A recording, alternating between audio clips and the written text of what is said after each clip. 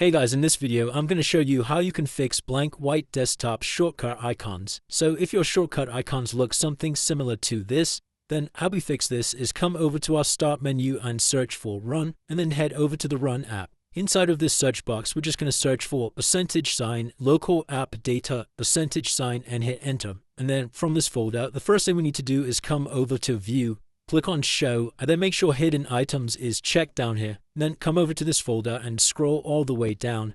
And you should see a file in here called iconcache.db. Now all we're going to do is just right click on this file and select the trash icon. Then if we head back over to our desktop site, what we're going to do now is come back over to the start menu and search for Task Manager.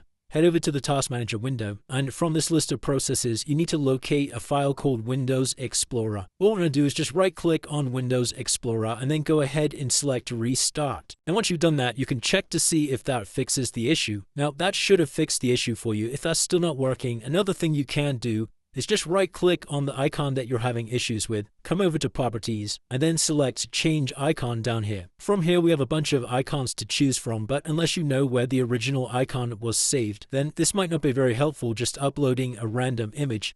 So another thing we can do is just close out of here, and you'll need to head back over to the Start menu, and this time search for CMD and right-click on Command Prompt and run as administrator. Sometimes what can happen is our system files get corrupted, and this can cause our icons to display like this. So how we're going to fix it is just type in this command sfc /scan now and hit enter.